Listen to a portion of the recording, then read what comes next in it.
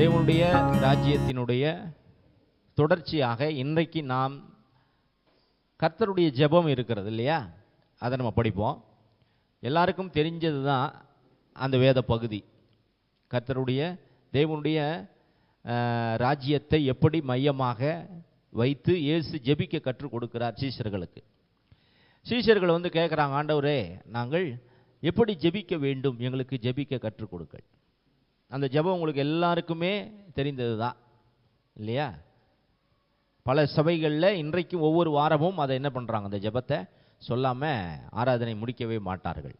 ஏன்னா சில பாரம்பரிய சபைகளில் தொடர்ந்து அந்த ஜெபத்தை என்ன பண்ணுவாங்க, சொல்லுவாங்க. வீடுகள் தோறும் ஒவ்வொரு விசுவாசிகளும் வீடுகளில் அதை தொடர்ந்து ஜெபிப்பார்கள். அதனால் மிக முக்கியமான ஒரு ஜெபம், அதை நமக்கு எப்படி ஜெபிக்க வேண்டும் என்பதை ஆண்டவராகிய இயேசு நமக்கு சொல்லி கொடுத்திருக்கிறார். அதை வாசிப்போம். மத்தேயு எழுதின சுவிசேஷம் 6ஆம் அதிகாரம் 9வது வசனத்திலிருந்து வாசிங்க.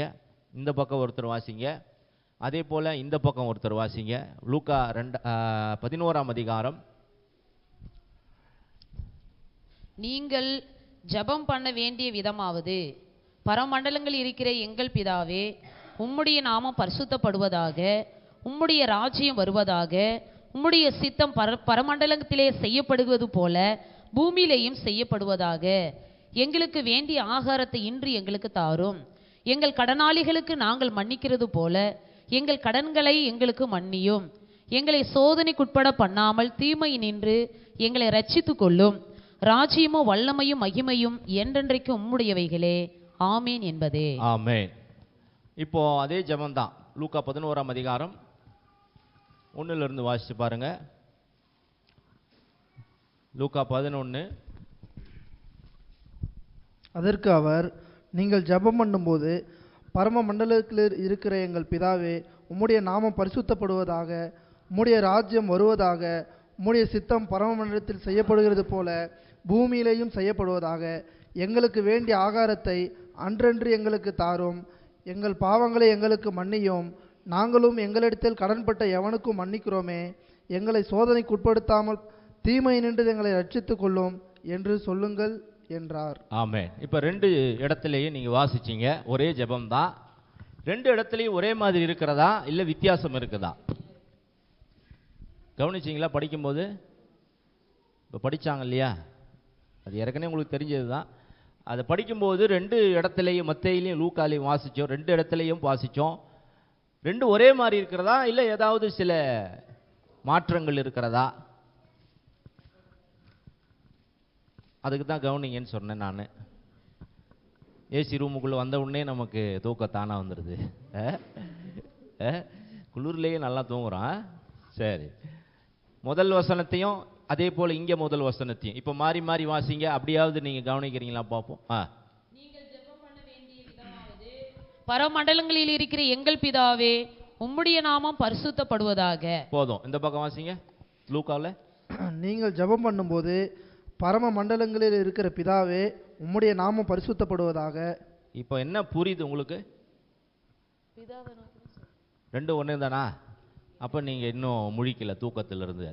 திரும்பவும் அதே வசனத்தை 2 பேர் மாறி மாறி வாசிங்க.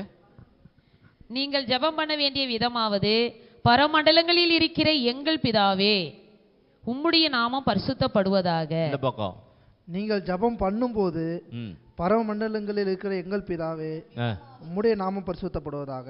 சரி, 2 சேமா இருக்கா இல்லையா? சேமா தான் இருக்கு. அடுத்த வசனத்தை வாசிங்க. உம்முடைய ராஜ்யம் வருவதாக, உம்முடைய சித்தம் பரமண்டலத்திலே செய்யப்படுகிறது போல பூமியிலேயும் செய்யப்படுவதாக. இங்க வாசிங்க.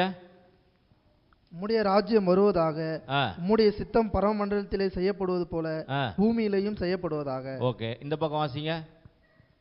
எங்களுக்கு வேண்டிய ஆகாரத்தை இன்று எங்களுக்கு தாரும். ஓகே, எங்களுக்கு வேண்டிய ஆகாரத்தை அன்றன்றும் எங்களுக்கு தாரும். 2 சேம் தான். அன்றன். அடுத்தது, எங்கள் கடனாளிகளுக்கு நாங்கள் மன்னிக்கிறது போல எங்கள் கடன்களை எங்களுக்கு மன்னியும். இந்த பக்கம் வாசிங்க. எங்கள் பாவங்களை எங்களுக்கு மன்னியும், நாங்களும் எங்களிடத்தில் கடன்பட்ட எவனுக்கும் மன்னிக்கிறோமே. இங்க தான் நீங்க கவனிக்கணும். இப்ப சேமா இருக்குதா இல்ல மாறி இருக்கா? மாறி இருக்கு. இங்க பக்கம் மத்தேயு என்ன எழுதுறாரு? எங்கள் கடனாளிகளுக்கு கடனாளிகள் நம்ம பக்கத்து வீட்டில் கடன் வாங்கி இருக்கிறத சொல்லல இல்லையா? அதே தான் லூக்கால எழுதுறாரு. என்ன எழுதுறாரு? எங்கள் பாவங்களை எங்களுக்கு மன்னியும், எங்கள் பாவங்களை எங்களுக்கு மன்னியும். அதுக்கு என்ன காரணம்னா மூல பாஷையில கிரீக்ல கடன்னா பாவத்தை குறிக்கிறது. அதனால தான் அதை அப்படியே டிரான்ஸ்லேஷன் பண்ணாங்க இல்லையா மூல பாஷையிலிருந்து. அப்படி பண்ணும் பொழுது அப்படியே பண்ணிட்டாங்க. என்னது? எங்கள் கடனாளிகளுக்கு மன்னி. பட் அர்த்தம் என்னன்னா எதை சொல்றாரு அங்க ஆண்டவர்? எங்கள் பாவங்களை எங்களுக்கு மன்னியும். அப்போ இங்க நம்ம எங்கள் கடனாளிகளை நாங்கள் மன்னிக்கிறது போல எங்கள் கடன்களை மன்னியும்னா நம்ம கடன் வாங்கிட்டு வந்து ஆண்டவர்கிட்ட மன்னிப்பு கேட்கறது கிடையாது. சில பேர் அப்படி நினைச்சுக்கிறாங்க இல்லையா? அது அல்ல. இங்க எதை பத்தி சொல்றாரு? பாவம். பாவம் தான் கிரீக்ல கடனுக்கும் அந்த வார்த்தை அர்த்தம் பாவத்தை குறிக்கிறது. அதனால தான் பாவத்தை எங்களுக்கு மன்னியும். இது ஒரு மாற்றம் இங்க இருக்கிறத பார்க்கலாம். அடுத்தது சீக்கிரம் வாசிங்க. எங்களை சோதனைக்குட்பட பண்ணாமல் தீமையில் நின்று எங்களை ரட்சித்துக் கொள்ளும். இந்த பக்கம் வாசிங்க. எங்களை சோதனைக்குட்பட பண்ணாமல் தீமையில் நின்று எங்களை ரட்சித்துக் கொள்ளும். எங்களை சோதனைக்குட்பட பண்ணாமல் அப்படின்னா என்ன அர்த்தம்? அப்ப ஆண்டவரே நம்மளை சோதனைக்குட்படுத்துகிறாரா? இல்லை. நான் சொல்றது புரியுதா உங்களுக்கு? அது மொழிபெயர்ப்பிலே வந்த குழப்பங்கள். எங்களை சோதனைக்குட்பட பண்ணாமல் அப்படின்னா அவரே நம்மளை சோதனைக்குட்படுத்துகிறார் அல்ல. பிசாசுக்கு பேர் தான் சோதனைக்காரன் இல்லையா? அதனால எங்களை சோதனையிலிருந்து எங்களை என்ன செய்யும்? தப்புவியும்.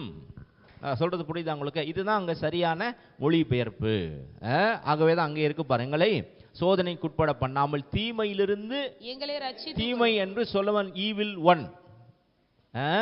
Do not lead us into the temptation but deliver us from the evil one. அப்படின்னா பிசாசு பொல்லாங்கன். இங்க தீமை இருக்குது இல்லையா? தீயவனிடத்திலிருந்து எங்களை ரட்சித்துக் கொள்ளும். அப்படின்னா யார் அது? பிசாசை குறிக்கிறது. பிசாசினிடத்திலிருந்து. ஏன்னா ஒவ்வொரு நாளும் பிசாசு தான் என்ன செய்யறான்? நம்மள எவனை விழுங்கலாம் என்று வகை தேடி தெரிகிறான். சோ அவனிடத்திலிருந்து எங்களை என்ன செய்யுங்க? ரட்சித்துக் கொள்ளுங்கன்னா காப்பாற்றுங்கள். அடுத்தது ராஜ்யமும் வல்லமையும் மகிமையும் என்றென்றைக்கும் உம்முடையவைகளே. இந்த பக்கம் அது இல்ல, அது இல்ல. ஏன்னா மூல பாஷையில் அது இல்ல. நான் சொல்றது புரியுதா உங்களுக்கு?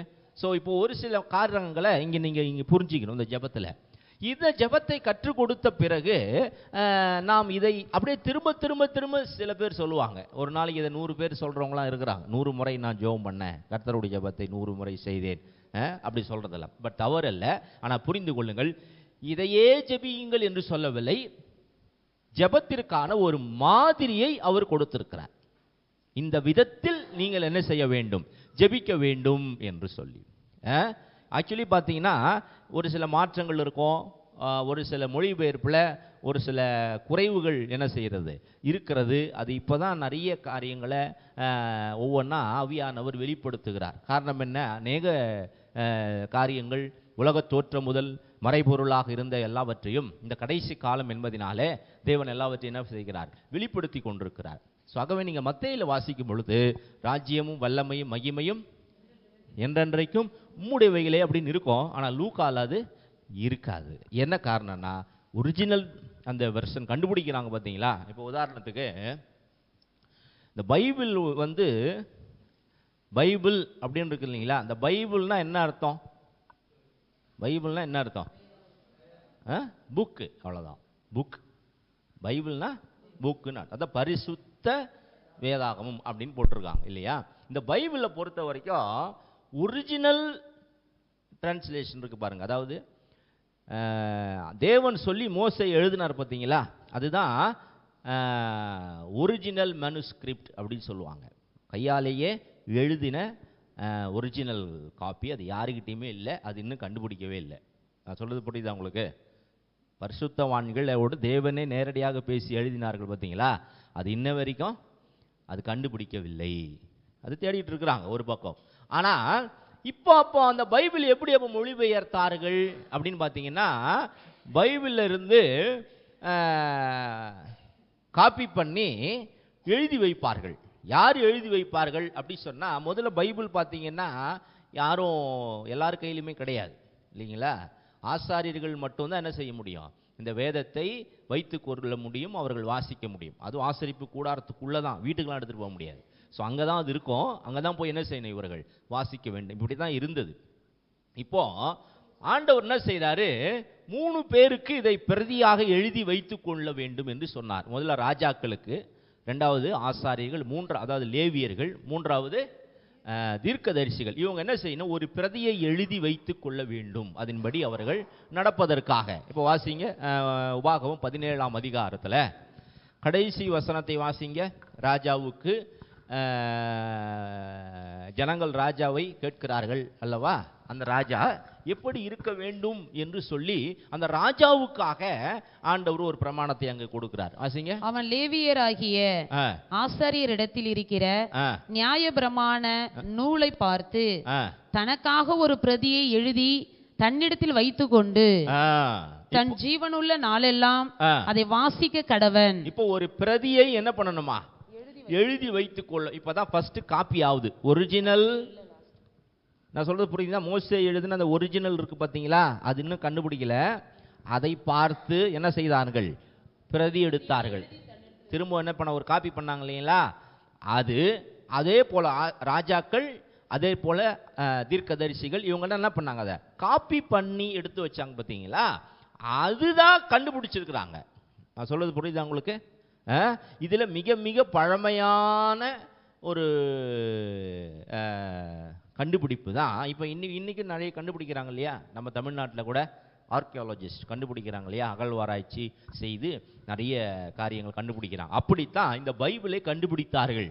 பல நூல்கள், மொத்தம் 66 புஸ்தகங்கள், 1500 வருடங்கள் எழுதப்பட்டது. கிட்டத்தட்ட 40க்கும் மேற்பட்டவர்கள் எழுதியிருக்கிறார்கள். அப்படிப்பட்ட இந்த பைபிள் ஒவ்வொன்றும் ஒவ்வொரு இடத்துல என்ன செய்தார்கள், கண்டுபிடித்தார்கள். அதுல மிக மிக பழமையான, அதாவது கிபி 100லேயே கண்டுபிடித்த ஒரு நூல் தான் கும்ரான் ஆர்கியாலஜிஸ்ட். அந்த இடத்துல தான், அப்படின்ற இடத்துல அந்த குகையில், கும்ரான் குகை, இதெல்லாம் நீங்கள் இதில் இருக்கும், கூகுளில் சர்ச் பண்ணி நிறைய நீங்கள் படிக்கலாம். அந்த இடத்துல தான் மிக பழமையான பைபிளை கண்டுபிடித்தார்கள். அதுதான், அது கூட என்னது, பிரதி எடுக்கப்பட்ட அந்த நூல். இப்படி இவர்கள் மொழிபெயர்த்தார்கள் இல்லையா. 3ஆம் நூற்றாண்டில் கண்டுபிடித்தார்கள், முதல் நூற்றாண்டிலேயும் கண்டுபிடித்தார்கள். ஸோ இப்படி எல்லாவற்றையும் அவர்கள் என்ன செய்தார்கள், இப்போ மொழிபெயர்த்தார்கள். அப்படி மொழிபெயர்க்கும் பொழுது தான் ஒரு சில மிஸ்டேக் வந்தது. மத்தேயில இப்போ நீங்கள் ஜெபத்தை வாசிச்சிங்க பார்த்தீங்களா, அதில் ஒரு சில காரியங்கள் என்ன பண்ணப்பட்டிருக்கிறது, ஆட் பண்ணப்பட்டிருக்கிறது. அவங்களாம் ஆட் பண்ணலை. நான் சொல்றது புரியுது அவங்களுக்கு? 3ஆம் நூற்றாண்டில் கண்டுபிடித்ததை அவங்க என்ன பண்ணியிருக்கிறாங்க, மொழிபெயர்த்தாங்க. அதற்கும் பழமையான நூல் கண்டுபிடித்தாங்க பார்த்தீங்களா, அதில் இது இல்லை. நான் சொல்றது புரியுது உங்களுக்கு? ஸோ இப்படித்தான் மொழிபெயர்க்கப்பட்டது. ஸோ அதனால் ஒரு சில என்ன இருக்கிறது, அதில் குறைவுகள் இருக்கிறது. மொழிபெயர்ப்பிலே ஒரு சில பிரச்சனைகள் இருக்கிறது. இப்போ நமக்கே நம்ம ஒன்று சொல்லுவோம், அவங்க ஒன்று புரிஞ்சுக்குவாங்க. நம்ம பாஷையிலே இது நடக்குமா நடக்காதா?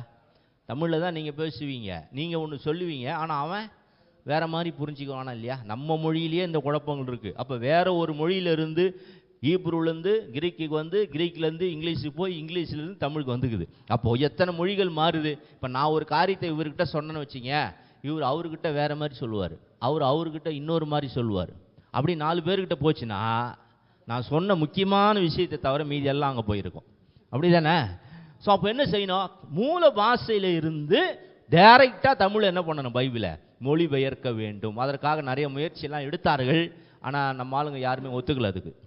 அப்படிலாம் பண்ணக்கூடாது. ஏன்னா அவங்க நிறைய விஷயங்கள் தெரியாத அறியாமையினால் என்ன பண்ணிட்டாங்க, அதை தவிர்த்து விட்டார்கள். அது வந்திருக்கணும், வந்திருந்தால் இன்னும் நமக்கு ரொம்ப பிரயோஜனமாக இருந்திருக்கும். ஈவன் முதல் வசனமே பைபிளில் நீங்கள் வாசிச்சிங்கன்னா, முதல் வசனம் என்ன, ஆதியிலே தேவன் வானத்தையும் சிருஷ்டித்தார், இதானே இருக்குது. பட் முதல் வசனமே பார்த்தீங்கன்னா ஆதியிலே தேவன் அப்படின்னா எத்தனை பேரு, தேவன்னா ஒன்று தான். ஆனால் மூல பாஷையில் தேவன் என்று அங்கே ஒருமையிலே சொல்லவில்லை, பன்மையிலே சொல்லப்பட்டிருக்கிறது. ஆனால் அதுவும் தேவன் என்று தான் சொல்லப்பட்டிருக்கிறது. எப்படி சொல்றது, ஏல் அப்படின்னா தேவன், ஏலோஹிம் அப்படின்னாலும் தேவன், ஆனால் தேவன் பன்மையில் இருக்கிறார். ஏலோஹிம் அப்படின்னா அங்கே எழுதப்பட்டிருக்கிறது. அடுத்த வானத்தையும் இருக்கு பார்த்தீங்களா, வானம் நம்மள நம்ம இங்கே பார்க்குறோமே, இதுதானே வானம். பட் அப்படி அல்ல, ஹெவன். இங்கிலீஷில் ஹெவன், God created heavens அப்படின்னு இருக்கும், பரலோகங்களையும். ஆனால் தமிழில் வானம் அப்படின்னு இருக்குது. ஆனால் என்ன இருக்கணும், பரலோகங்களையும் பிரபஞ்சத்தையும் சிருஷ்டித்தார். இப்படிதான் சரியான படைத்தார். இதுதான் சரியான மொழிபெயர்ப்பு. ஸோ இப்போ இதெல்லாம் ரொம்ப நம்ம அந்த மூல பாஷையெல்லாம் இப்போ படிக்கிறதுக்கு நிறைய வாய்ப்புகள் ஃபோன்லேயே கற்றுக்கலாம். இல்லை நீங்கள் எந்த லாங்குவேஜ் வேணாலும் ஃபோன்லேயே கற்றுக்கலாம். அதனுடைய அர்த்தத்தை போட்டால் அதிலே வந்துடும் இல்லையா? அதனால தான் இன்றைக்கி நிறைய விஷயங்கள் தெரிய வருகிறது. அதனால தான் இந்த பைபிளை நீங்கள் படித்து இந்த பைபிளை படித்தா மட்டும் போதாது. ஆனால் நம்ம அதையே படிக்கிறது இல்லை. நம்ம இப்போ போய் எடுத்து வச்சோம்னா அடுத்த வாரம் தான் எடுத்துகிட்டு வருவோம். அப்படி இருக்கிறதுனால நமக்கு இதுவே போதும் அப்படின்ற மாதிரி எல்லாரும் சொல்லிட்டாங்க. ஸோ அதனால் நீங்கள் கவனிக்க வேண்டியது என்னென்னா, ஏன் இதை தெரிந்து கொள்ள வேண்டும்?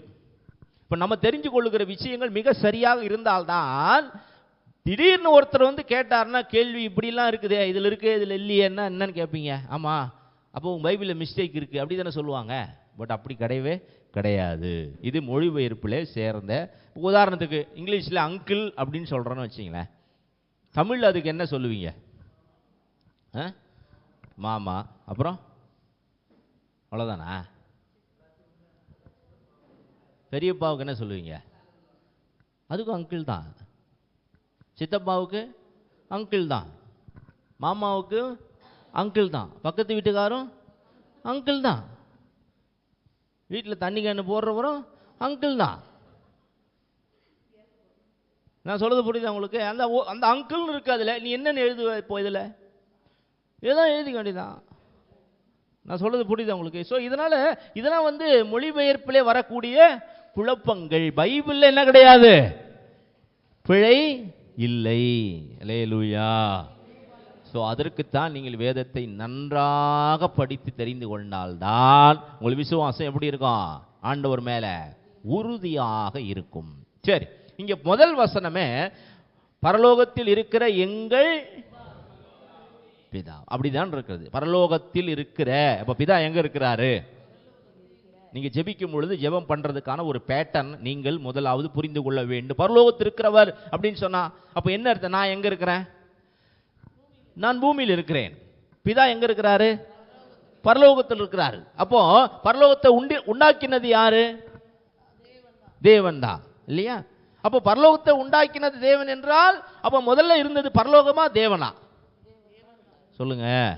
தேவன் தான் இருந்தார். அப்ப தேவன் தான் எதை உண்டாக்கினார்? பரலோகத்தை உண்டாக்கினார். அப்போ பரலோகம் எதற்காக உண்டாக்கப்பட்டது? அவர் வாசம் பண்ணுவதற்காகவா? இல்லை. வேதம் சொல்கிறது பரலோகமே உம்மை கொள்ளாதே, வானம் எனக்கு சிங்காசனம். அப்ப பரலோகம் எனக்கு சிங்காசனம், பூமி எனக்கு பாதபடி. எனக்கு எப்படிப்பட்ட ஆலயத்தை கட்டுவீர்கள்? அப்படியானால் பரலோகத்தை உண்டாக்கினதே அவர்தான். அவர் பரலோகத்தை விட பெரியவர். அவர் பரலோகத்தம் அவர் வாசம் பண்ணுவதற்காக அவர் என்ன பண்ணவில்லை? உண்டாக்கவில்லை. அப்ப பரலோகம் எதற்காக உண்டாக்கப்பட்டது? யாருக்காக உண்டாக்கப்பட்டது? அதை உண்டாக்கினதற்கான நோக்கம் என்ன? அவ பரலோகத்தில் இருக்கிற எங்கள் பிதாவே. அப்பா நம்ம அப்பா எங்க இருக்கிறாரா? புள்ள நீ எங்க இருக்கிறியா? சொல்லுங்க. அப்போ முதலாவது நீங்கள் இந்த ரிலேஷன்ஷிப்பை நீங்கள் முதலாவது புரிந்து கொள்ள வேண்டும். நீங்கள் ஜெபிக்கும் பொழுது பரலோகத்தில் இருக்கிறவரே நீ, அப்ப நான் எங்க இருக்கிறேன்? இந்த பூமியில தான் இருக்கிறேன். அப்ப பரலோகம் நல்லா கவனிங்க, உண்டாக்கப்பட்டிருந்தாலும் பரலோகத்தில் இப்போ மனிதனை தேவன் உண்டாக்கவில்லை. தேவன் எங்கே மனிதனை உண்டாக்கினார்? பூமியிலே தான் உண்டாக்கினார். பூமியிலே மண்ணினாலே தான் யாரை உண்டாக்கினது? மனுஷனை உண்டாக்கினார். இப்போ பரலோகத்தில் தேவன் உண்டாக்கினார். இப்போ தேவன் பரலோகத்தை மட்டும் உண்டாக்கல, அங்கே யாரெல்லாம் உண்டாக்குனார்? தூதர்களை எல்லாம் உண்டாக்குனார். நான் போன வாரம் சொன்னேன் இல்லையா? அதுல ஒரு தூதன் அவனுடைய வேலை என்ன? தேவனை என்ன செய்ய வேண்டும்?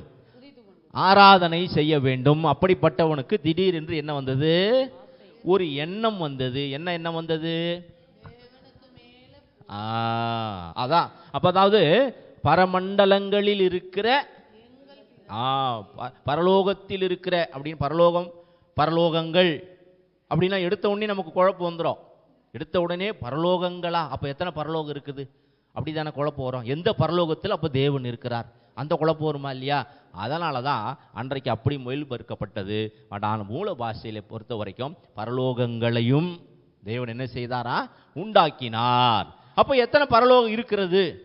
இப்ப பிசாசு எங்க இருந்தா? எந்த இடத்துல இருந்தா? பிசாசுக்கு என்ன ஆசை வந்தது?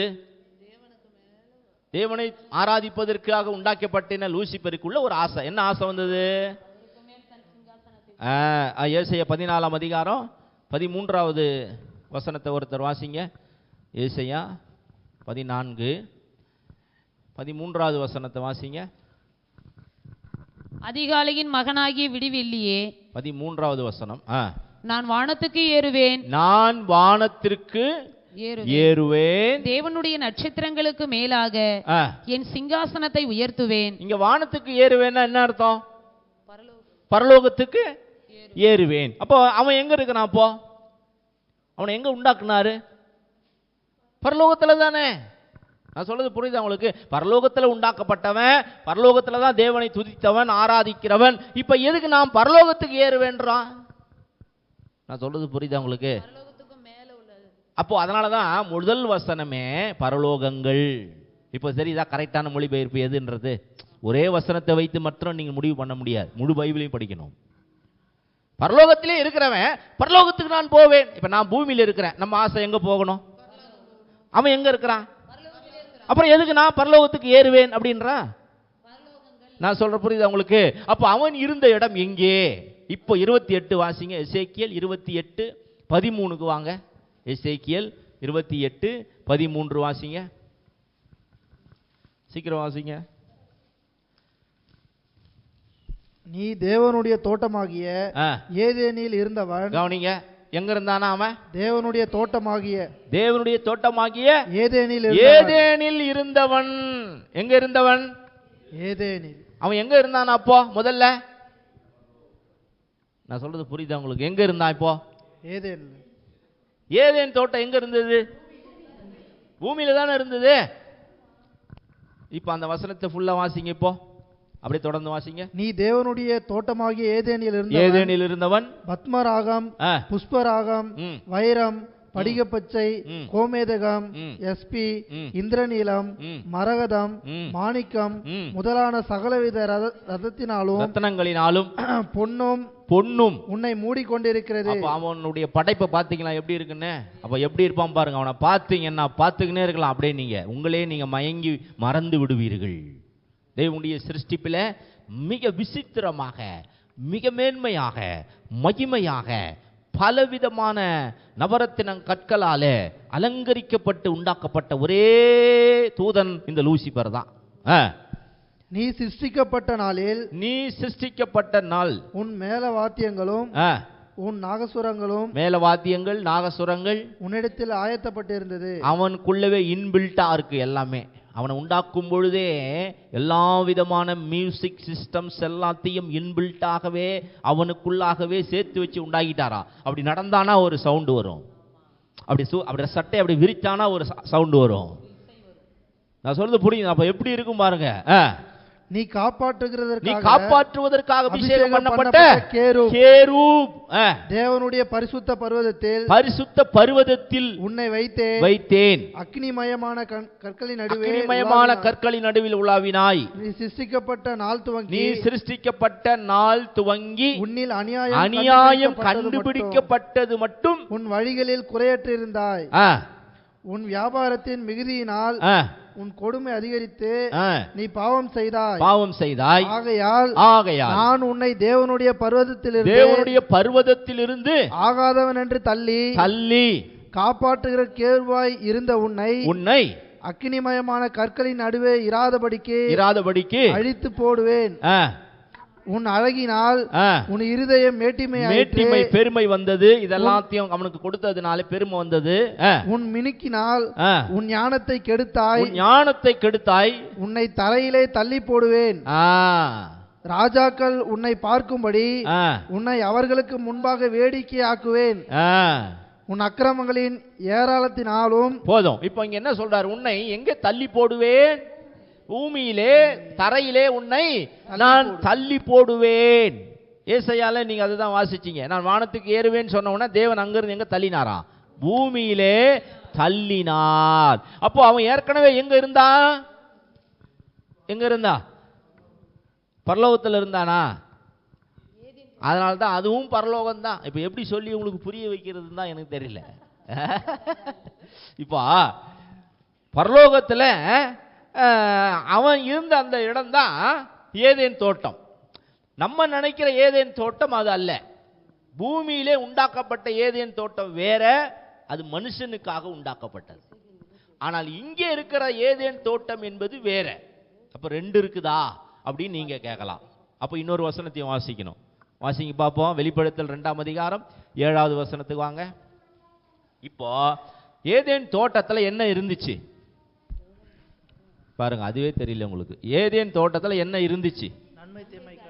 நன்மை தீமை மட்டும்தான் நமக்கு உடனே ஞாபகம் வருது. அடுத்தது என்ன இருந்துச்சு? நன்மை தீமை இருந்துச்சு, அறியத்தக்க விருட்சம். அடுத்து இன்னொரு முக்கியமான விருட்சம் இருந்தது. என்னது? அது மட்டும் வரவே மாட்டுது. எது தேவையோ அது மட்டும் நமக்கு நம்ம என்ன பண்ண மாட்டுது, வரமாட்டுது. ஏதேன் தோட்டத்துல முக்கியமான 2 மரங்கள். ஒன்னு நன்மை தீமை அறியத்தக்க மரம், இன்னொன்னு ஜீவ விருட்சம். ஒன்ன சாப்பிட்டு செத்துட்டான், இன்னொன்னு சாவாம இருக்கிறதுக்கு. நான் சொல்றது புரியா? ஒன்னு சாப்பிட்டா செத்துருவான், இன்னொன்னு சாப்பிட்டா சாவாம இருப்பான்.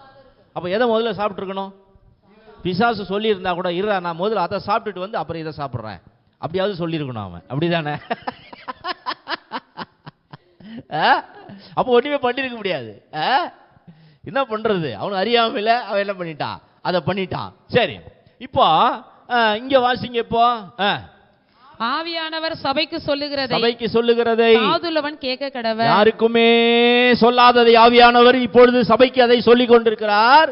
ஜெயம் கொள்ளுகிறவன் எவனோ அவனுக்கு தேவனுடைய பரதீசின் மத்தியில் இருக்கிற ஜீவ விருட்சத்தின் கனியை புசிக்க கொடுப்பேன் என்று. ஜீவ விருட்சம் எங்க இருந்தது? ஏதேன் தோட்டத்துல இருந்தது. இங்க என்ன எங்க இருக்குன்னு சொல்றாரு? பரதேசில் இருக்கிறது என்று சொல்லுகிறார். எங்க இருக்கிறது? இப்போ பரதேசி இப்ப எங்க இருக்கிறது? அது செத்தவங்க போய் இருக்கிற இடம். அது ஏன் இப்ப சொல்றீங்க? அதான் நம்ம நினைக்கிறோம். இப்ப நல்லா கவனிங்க. பரதேசினா என்ன அர்த்தம்? என்ன? இளைப்பாறுகிற ஸ்தலம். இப்போ மரித்தவர்கள் எல்லாம் எங்க இளைப்பாரி கொண்டிருக்கிறார்கள்? பரதேசில் தான் இளைப்பாரி கொண்டிருக்கிறார்கள். இப்போ அப்படியே மைண்ட்ல கவனமா வச்சிங்க. இன்னொரு வசனத்தை வாசிங்க. இந்த பரதேசி என்பது எந்த பரலோகம்? வாசிங்க. 2 கொரிந்தியர் 12:2. கிறிஸ்துவுக்குள்ளாக ஒரு மனுஷனை அறிவேன், அவன் 14 வருஷத்துக்கு முன்னே 3ஆம் வானம், இதாவது 3வது பரலோகம். வானம்னா என்ன சொல்லியிருக்கேன்? 3வது the third heaven, 3வது பரலோகம் வரைக்கும் எடுத்துக்கொள்ளப்பட்டான். சரீரத்தில் இருந்தானோ சரீரத்துக்கு புறம்பாய் இருந்தானோ அது தெரியாது, தேவன் அறிவார். அந்த மனுஷன் பரதீசுக்குள் எடுக்கப்பட்டு, இங்க கவனிங்க, கவனிக்கிறீங்களா? இப்ப என்னது பரதீசுனா? என்ன அதான் என்னது? அது எத்தனாவது பரலோகம்? இப்ப வாசிச்சீங்களா இல்லையா? எங்க என்ன வாசிச்சீங்க? இப்போ 2வது வசனத்துல 3ஆம் வானம். வானம்னா என்ன சொன்னேன்? 3வது பரலோகம் வரைக்கும் நான் போயிட்டு வந்தேன். பவுல் தான் அது போயிட்டு வந்தது. ஆனாலும் நான் போயிட்டு வந்தேன் அப்படி சொல்லல அவரு. எனக்கு ஒருத்தர் தெரியும், அவர் போயிட்டு வந்தார். எப்படி இருக்கு பத்தியா? இது எப்படி இருக்கு? இன்னைக்கு எத்தனை பேர் நான் நேத்து தான் போயிட்டு வந்தேன் பரலோகத்துக்கு, விடிய கால் 6 மணிக்கு தான் வந்தேன்றான். அது தன்னை பெருமைப்படுத்திக் கொள்வதற்காக அப்படி அவங்க சொல்றது இல்லையா? ஆனா பவுல் பாருங்க, எனக்கு ஒருத்தர் தெரியும், அவர் போயிட்டு வந்தாரு, அவரை கூட அவர் பெயரை அவர் சொல்லவில்லை. இவர்கள் தான் உண்மையான தேவனுடைய பிள்ளைகள். அப்படித்தான் இருக்கணும். சொல்லிட்டு செஞ்சு செய்யறதல்ல இல்லையா? நமக்குள்ள எது வந்துடக்கூடாது.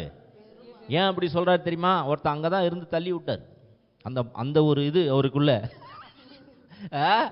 அதனால அந்த பெருமை வரக்கூடாது அப்படின்னு அவர் சொல்றார். இப்ப கவனிக்கிறீங்களா? என்ன கவனிக்கிறீங்க? இப்ப என்ன புரிஞ்சிருக்கு உங்களுக்கு? சொல்லுங்க பாப்போம். பிசாசு எங்க இருந்தா? பரலோகத்துல தான் இருந்தான். பிசாசு எங்க இருந்தா? பரலோகத்துல தான் இருந்தான். எத்தனாவது பரலோகத்துல இருந்தா? 3வது பரலோகத்துல இருக்குதான். அந்த 3வது பரலோகத்துக்கு இன்னொரு பேர் என்ன? பரதேசி. அந்த பரதேசில என்ன இருக்கிறது? ஜீவ விருட்சம் இருக்குது. அந்த ஜீவ விருட்சத்தை இப்ப யாருக்கு தருவேன்றாரு? ஆக்சுவலா யாருக்கு? அது யாருக்கு தான் கொடுக்க வேண்டியது? மனுஷனுக்கு தான் அது உண்டாக்குனது, மனுஷனுக்கு தான் அது கொடுக்க வேண்டியது. அது ஆதாம் புசிச்சிருக்கணும். அவன் ஆதாம் என்ன பண்ணிட்டான்? அதை மிஸ் பண்ணிட்டான். அவன் இழந்ததை தான் திரும்ப யாருக்கு தேவன் கொடுக்க போகிறார்? சபைக்கு கொடுக்க போகிறார். அதை இன்றைக்கே கொடுக்க போகிறார். அதை புசிச்சிட்டு தான் இப்ப நீங்க வெளியே போக போறீங்களே. அல்லேலூயா.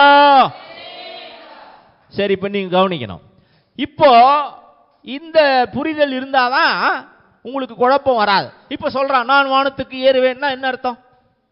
இவர் எங்க இருக்கிறாரு? எங்க போகணும்?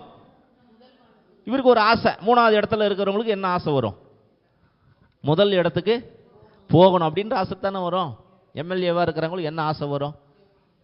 அமைச்சராக வேண்டும். அமைச்சராக இருக்கணும்னு ஆசை வரும். முதலமைச்சராக வேண்டும். இதானே இயற்கை தானே, இது எல்லாருக்கும் வர்றது தானே. இது இப்போ கம்பெனியில் நீங்கள் வேலை செய்கிறீங்க, முதல்ல போய் வேலை செய்து சாதாரண ஒரு கான்ட்ராக்டில் ஒரு வேலைக்கு போய் சேர்றீங்க. என்ன உங்களுக்கு ஆசை வரும்? நல்ல ஒரு அடுத்தது பொசிஷன் போகணும், வருமா இல்லையா? அடுத்தது சூப்பர்வைசர் ஆகணும், அப்படி தானே? அடுத்தது ஹெச்ஆர் ஆகணும், அடுத்தது மேனேஜர் ஆகணும், இப்படி தானே எல்லா ஆசை நமக்கு வரும். உயர்வுகள் நமக்கு வந்துக்கினே இருக்கணும், அதுன்னு ஆசைப்படுவோம். ஸோ இவனை உண்டாக்கி இவனுக்குன்னு ஒரு வேலையை ஆண்டவர் கொடுத்து வைத்திருந்தார். அதனால தான் ஆண்டவர் சொன்னார், சிருஷ்டிக்கப்பட்ட நாள் தொடங்கி உன்னில் அநியாயம் கண்டுபிடிக்கப்பட்டது முதல் நீ குற்றமற்று இருந்தாய், குறைவற்று இருந்தாய். உன்னுடைய வழிகளில் நீ குறைவற்று இருந்தாய், நீ கரெக்டா இருந்த, நீ ஒழுங்கா தான் இருந்த. ஆனால் திடீர்னு என்ன வந்துருச்சு? உனக்குள்ள பெருமை வந்து விட்டது. என்ன பெருமை வந்து விட்டது? நான் பரலோகங்களுக்கு, அதாவது தேவனுக்கு, நான் சொன்னேன் இல்லையா கடந்த வாரத்தில், தேவனுக்கு பிசாசு எதிராக செயல்பட முடியாது. அது பிசாசுக்கே தெரியும். ஏன் சொல்லுங்க? அவனை உண்டாக்குனதே யாரு? அவனுக்கு தெரியும் இல்லையா? என்னதான் நம்ம முயற்சி பண்ணாலும் யாரை விட மேலே போக முடியாது, தேவனை விட மேலே போக முடியாது, தேவனுக்கு எதிராகவும் நிற்க முடியாது. அவன் ஆசை என்ன? தேவனை போல நானும் தேவனுக்கு சமமாக வேண்டும், அப்படித்தான் அவனுடைய ஆசை. ஆனால் தேவன் பார்த்தாரு, அவனை என்ன பண்ணிட்டார்? கீழே தள்ளி விட்டார். சரி, இங்கே தள்ளி விட்ட உடனே கீழே வந்து பார்த்தா இங்க ஒரு ஏதேன் தோட்டம் இருக்கிறது.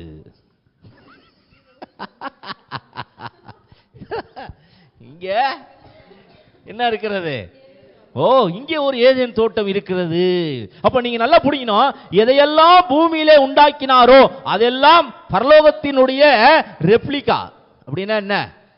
அங்க என்ன ஒரிஜினல், அதனுடைய மாடல் தான் எங்க? இங்க உண்டாக்குகிறார் ஆண்டவர். இப்ப பூமியில உண்டாக்கிறார். இப்ப ஏதேன் தோட்டம் இருக்குது, அழிஞ்சு போச்சா? பூமிக்குரியது அழிஞ்சு போய்விட்டது. ஆனா பரதேசில இன்னும் இருக்கிறது, நாம தான் அதை போய் புசிக்க போகிறோம். இப்ப அடுத்த கேள்வி, பரதேசினா என்ன அர்த்தம் சொன்னேன்? இப்போ வாசிங்க, இலைப்பாறுதல்னா என்ன? நம்ம நினைக்கிறோம் செத்த பிறகுதான் இலைப்பாறுதல், அப்படிதானே நம்ம நினைக்கிறோம். இப்போ வாசிங்க மத்தேயு 11:28 வாசிங்க. மத்தேயு 11:28 வாசிங்க, சீக்கிரம் வாசிங்க.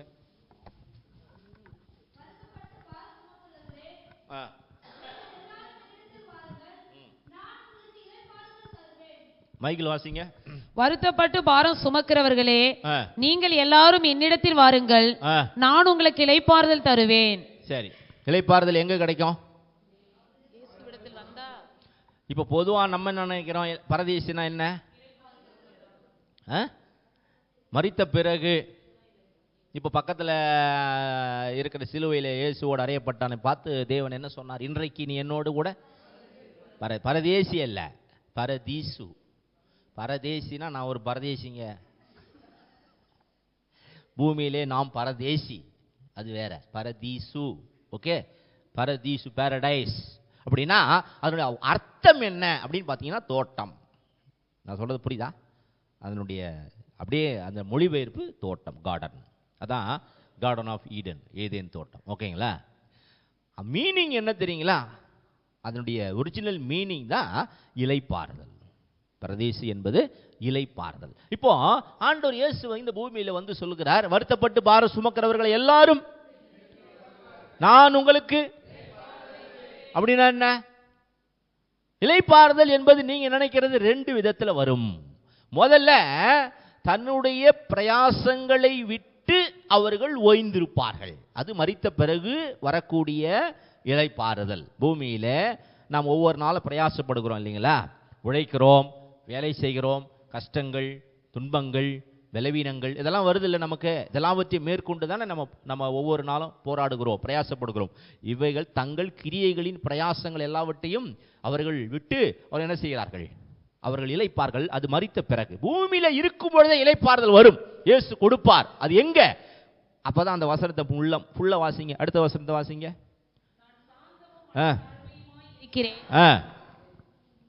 என் நுகத்தை உங்கள் மேல் ஏற்றுக்கொண்டு என்னிடத்திலே கற்றுக்கொள்ளுங்கள், அப்பொழுது உங்கள் ஆத்துமாக்களுக்கு இளைப்பாறுதல் கிடைக்கும். இப்ப எங்க இளைப்பாறுதல் கொடுக்க இயேசு கூப்பிடுறாரு? ஆத்துமாவுக்கு இளைப்பாறுதல். அல்லேலூயா. கவனிக்கிறீங்களா? இப்ப என்ன புரியுது உங்களுக்கு? இளைப்பாறுதல் அப்படின்னு சொன்னா முதல்ல இளைப்பாறுதல் இயேசு எங்க கொடுக்க வராரு? ஆத்துமாவுல. ஏன்னா எப்ப மனிதன் பாவம் செய்தானோ அப்பொழுதே அவனுக்குள்ள இருந்த சமாதானம் போய்விட்டது, நிம்மதி போய்விட்டது, தேவனுக்கும் மனுஷனுக்கும் இருந்த அந்த ஐக்கியம் போய்விட்டது. இப்ப மனுஷனுக்குள்ள என்ன வந்துருச்சு? ஆத்துமாவுல பாரம் வந்து விட்டது, கவலை வந்து விட்டது, பயம் வந்து விட்டது. சோ உலகத்தினுடைய கஷ்டங்கள் எல்லாவற்றையும் எண்ணி எண்ணி அவன் என்ன பண்ணிட்டு இருக்கிறான்? சோர்ந்து போயிருக்கிறான். சோ இப்ப இயேசு வந்து சொல்றார், நான் முதல்ல உனக்கு எங்க இளைப்பாறுதல் கொடுக்க போகிறேன்? ஆத்துமாவுக்கு இளைப்பாறுதல். எது ரொம்ப முக்கியம்? சரீரத்துக்கு ரெஸ்ட் முக்கியமா, ஆத்துமாவுக்கு ரெஸ்ட் முக்கியமா? சொல்லுங்க. சரீரத்துக்கு ரெஸ்ட்னா ஒன்றும் இல்லை, நல்லா ஒரு பிரியாணி சாப்பிட்டுட்டு தூங்கி எழுந்தா எதுக்கு ரெஸ்ட் வந்துடும். ஆனால் ஆத்துமாவுக்கு அப்படியே வராது. என்ன சாப்பிட்டு படுப்ப? ஆத்துமாவுக்கு என்ன வராது? தூங்கி எழுந்த உடனே என்ன வந்துடுது? நமக்கு கவலை வந்துடுது, பயம் வந்துடுது இல்லையா? ஐயோ நான் என்ன செய்ய போறேன் தெரியலையே, இப்படி தானே இருக்கிறோம். ஸோ அப்போ முதல்ல ஆத்துமாவிலே நீங்கள் இளைப்பாறுதலை பெற்றுக்கொள்ள வேண்டும். அதுக்குத்தான் ஆண்டவராக இயேசு இந்த பூமிக்கு வந்தார். சரி, முதலில் இளைப்பாறுதல் அப்படின்னு சொன்ன உடனே உங்களுக்கு உடனே ஞாபகம் வரணும். என்ன ஞாபகம் வரணும்? முதல்ல இளைப்பாறுதல் தேவன் யாருக்கு கொடுத்தார்? முதல்ல இளைப்பாறுதல் யாருக்கு கொடுத்தார்? ஆதாமுக்கு கொடுத்தார். ஓகே. ஆனா ஆதாம் என்ன செஞ்சிட்டான்? அதை இழந்து விட்டான். இப்ப ஆண்டவர் திரும்பவும் அதை மனுஷனுக்கு, நான் ஏற்கனவே சொன்னேன், எதை இழந்தோமோ அதை திரும்பவும் கொடுப்பதற்கு தான் யாரு வந்தது? இயேசு வந்தார் இல்லைங்களா? அப்ப இளைப்பாறுதல் மனுஷன் இழந்துட்டான், அதை திரும்பவும் யாருக்கு கொடுக்கணும்? மனுஷனுக்கு கொடுக்கணும். இப்ப அதுக்கு தான் என்ன பண்றாரு? இயேசு வருகிறார். வந்து அதுக்கு முன்னாடியே ஆண்டவர் பிராமிஸ் பண்றார், நான் உங்களுக்கு என்ன கொடுப்பேன்? இளைப்பாறுதலை கொடுப்பேன். இப்ப வாசிங்க, எபிரேயர் 3ஆம் அதிகாரம் கடைசி வசனத்தை வாசிங்க. ஆதலால் அவிசுவாசத்தினாலே அவர்கள் அதில் பிரவேசிக்க கூடாமல் போனார்கள் என்று பார்க்கிறோம். அதுக்கு மேல உள்ள வசனத்தை சேர்த்து வாசிங்க. பின்னும் என்னுடைய இளைப்பாறுதலில் பிரவேசிப்பதில்லை என்று, என்னுடைய இளைப்பாறுதலில் அவர்கள் பிரவேசிப்பதில்லை என்று அவர் யாரை குறித்து ஆணையிட்டார்? யாரை குறித்து அதை சொன்னார்? கீழ்ப்படியாதவர்களை குறித்தல்லவா? கீழ்ப்படியாதவர்களை குறித்து அல்லவா? ஆதலால் அவிசுவாசத்தினாலே அவர்கள் அதில் பிரவேசிக்க கூடாமல் போனார்கள் என்று பார்க்கிறோம். இப்ப ஆண்டவர் இஸ்ரவேல் ஜனங்களை, அவங்க எதுல இருக்கிறாங்க? அடிமைத்தனத்துல தான் இருக்கிறாங்க, இளைப்பாறுதல் இல்லாம தான் இருக்கிறாங்க. சோ அவர்களுக்கு தேவன் என்ன செய்யறாரு? பிராமிஸ் பண்றாரு இல்லையா? நான் உங்களுக்கு வாக்குத்தத்த தேசத்தை கொடுப்பேன் அப்படின்னு சொல்லி தான் அவங்களை அழைக்கிறார். ஆனால் அவர்களால் அதற்குள்ள பிரவேசிக்க முடியவில்லை. அதற்கு என்ன காரணம்?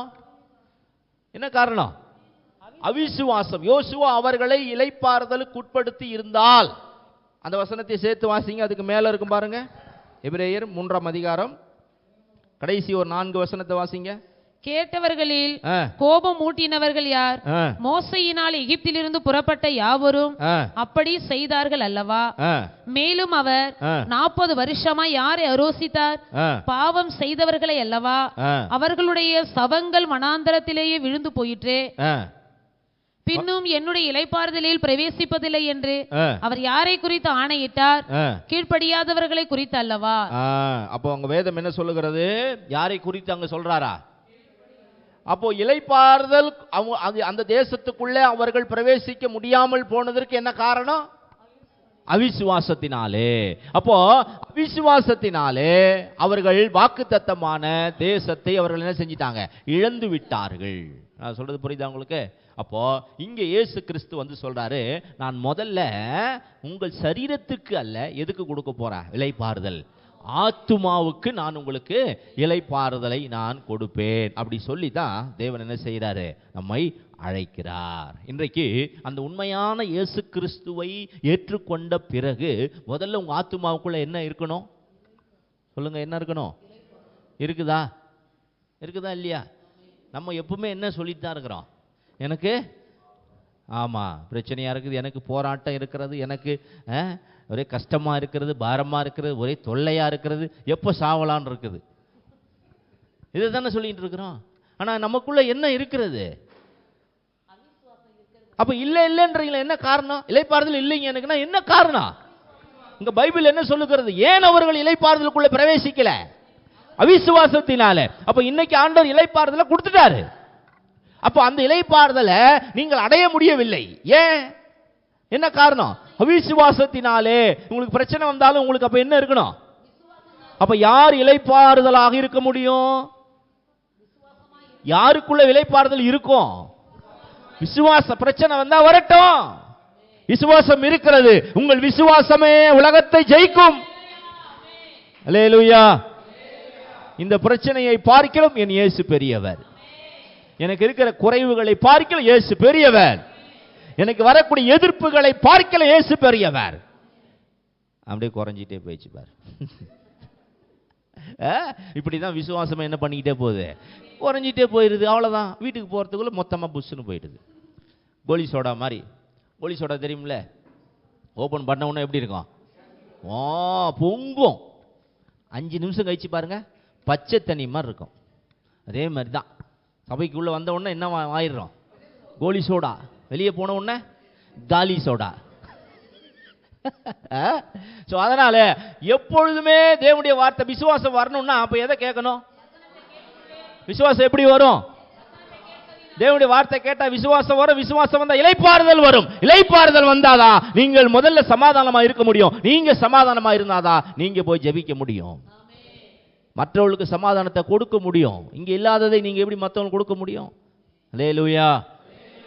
அப்ப நல்லா கவனிக்கணும். இப்ப 3வது பரலோகத்துல தான் யார் இருக்கிறது? லூசிபர் இருக்கிறான். அவனை இங்க தள்ளிட்டாரு. எங்க தள்ளிட்டாரு? கீழே தள்ளிட்டாரு. இப்போ இது வேற. அப்ப 3வது பரலோகம். அப்ப 2வது பரலோகம் எது? முதல் பரலோகம் எது? நம்ம எந்த இடத்துக்கு போக போறோம்? எந்த இடத்துக்கு போக போறோம்? எங்க போக போறோம்? அப்ப தேவன் எங்க இருந்தார்? தேவன் எங்க இருந்தார் அப்படின்னா? தேவன் இங்க எல்லா இடத்துலையும் இருக்கிறாரோ அப்படின்னு சொல்லலாம். அவர் எங்கே இல்லைன்னு சொல்லலாம். எப்படி?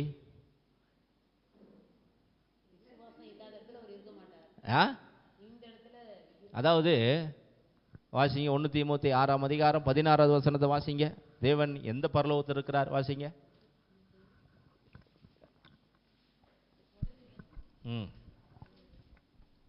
6:16. ஒருவராய் சாவாமை உள்ளவரும் சேரக்கூடாத ஒளியில் வாசம் பண்ணுகிறவரும் மனுஷரில் ஒருவரும் கண்டிராதவரும் காணக்கூடாதவருமாய் இருக்கிறவர் அவருக்கே கனமும் நித்திய வல்லமையும் உண்டாயிருப்பதாக. அவர் எப்படி இருக்கிறாரா? எப்படி இருக்கிறார்? ஒருவராய். அது நீங்க சேர்த்து படிச்சிடுறீங்க. ஒருவராய் சாவாவையும் உள்ளவர். பைபிளை பார்த்து படிக்கும்போது, நம்ம மொழியில படிக்கும்போது இவ்வளவு குழப்பம். அப்படிதானே? அது 2 ஒண்ணா வருது வசனம். எப்படி இருக்கு? ஒருவராய். அவ்வளவுதான். அவர் மட்டும்தான், யாரும் கிடையாது. அவர் மட்டும்தான். அப்படின்னா என்ன? அவர் தான். அவர் மட்டும்தான்னா அவர் கூட யாரும் கிடையாது. அவர் கூட யாரும் கிடையாதுன்னா அவர் பக்கத்துல யாரும் போக முடியாது. அதனாலதான் சேரக்கூடாத ஒருவரும், ஈவன் தேவ தூதர்கள் கூட கிட்ட வர முடியாத அளவுக்கு மிகவும் பயங்கரமான ஒரு மகிமையிலே அவர் இருக்கிறார். அந்த இடத்திற்கு யாராலையும் போக முடியாது. இப்ப நான் சூரியன் இடத்துல நீங்கள் போவீங்களா? ஏன் போனா என்ன ஆகும்? சூரியனுக்கு ஏதாவது சேதம் ஆயிடுமா? சூரியனில் போய் ஓட்ட போட்டு வந்துடுவீங்களா? என்ன காரணம்? போனா என்ன ஆகும்? நமக்கு தான். நீங்க நல்லா புரிஞ்சுக்கணும். யாரும் என்னிடத்தில் வர முடியாது அப்படின்னு ஆண்டவர் சொல்றது இல்ல. நம்ம போக முடியாது. அவர் வர முடியாதுன்னு சொல்றது இல்ல. நம்ம போக முடியாது. அப்படிதானே? சூரியன் இடத்தில் நீ வராதே அப்படி சொல்லிச்சா? அது ஏன் சொல்லுது? போறது இருந்தா போ. நம்ம தான் என்ன பண்ண முடியாது? அதுகிட்ட போக முடியாது. போனா என்ன ஆகும்? அதை போலதான் அதை உண்டாக்கின தேவன் அப்படி எப்படிப்பட்டவராக இருப்பார்? அல்லேலூயா. இப்படிப்பட்ட சூரியனையும் சந்திரனையும் நட்சத்திரங்களையும் எப்படி உண்டாக்கினாரா? ஒரே ஒரு வார்த்தையிலே. அல்லேலூயா. சூரியன் நம்ம நினைக்கிறோம், ஆக்சுவலி சூரியன் என்ன தெரியுமா? சூரியன் ஒரு நட்சத்திரம். அது தெரியுமா தெரியாதா? அது தெரியும். ஓகேவா? இருக்கிறதுலே ரொம்ப சின்ன நட்சத்திரம் எது? சூரியன் தான். ஏன் சொல்லுங்க? அது ரொம்ப கிட்ட இருக்கிறதுனால பெருசா இருக்கு, மீதி எல்லாம் தூரமா இருக்கு, அதனால அது சின்னதா இருக்கு. ஆனா எல்லாத்தோட சின்ன நட்சத்திரமே சூரியன் தான். ஏன்னா அதை விட பல 1000 மடங்கு பெரிய நட்சத்திரங்கள் இருக்கிற நட்சத்திர கூட்டமா இருக்கிறது. அதை ஒருவரால் என்ன பண்ண முடியாது. அதனால தான் இயேசு சொன்னாரு, வானத்து நட்சத்திரங்களை நீ என்ன கூடுமானால் என்ன செய்ய முடியாது. ஏன்? அவருக்கு தெரியும், நான் உண்டாக்கினவர் நான், எனக்கு மட்டும்தான் தெரியும். அதை பெயர் சொல்லி அவர் அழைக்கிறார். அப்படியானால் நம்முடைய தேவன் அவர் எப்படிப்பட்டவராக இருக்கிறார்? அல்லேலூயா. அவர் அறிய அறிய, அவரை குறித்து நீங்கள் படிக்க படிக்க, அவரை குறித்து நீங்கள் பேச பேசவே உங்களுக்குள்ள என்ன வந்துடும்? விசுவாசம் வந்துவிடும். சும்மா விசுவாசம் ஆவானா வராது. எதை கேட்கணும்? விசுவாசம் வரணும்னா தேவனுடைய வார்த்தை கேட்க வேண்டும். அப்ப சபைக்கு எதுக்கு நம்ம வரோம்? கேட்டா என்ன வரும்? விசுவாசம் வந்தா என்ன வரும்? நீங்க கேட்கறதெல்லாம் வரும். அப்ப முதல்ல என்ன வரணும்? அப்போ நம்ம என்ன கேட்கிறோம்? சபைக்கு போனா என்ன வரும்? நீங்க என்ன சொல்லணும்? விசுவாசம் வரும், நம்பிக்கை வரும், அப்பதான் எல்லாம் வரும்.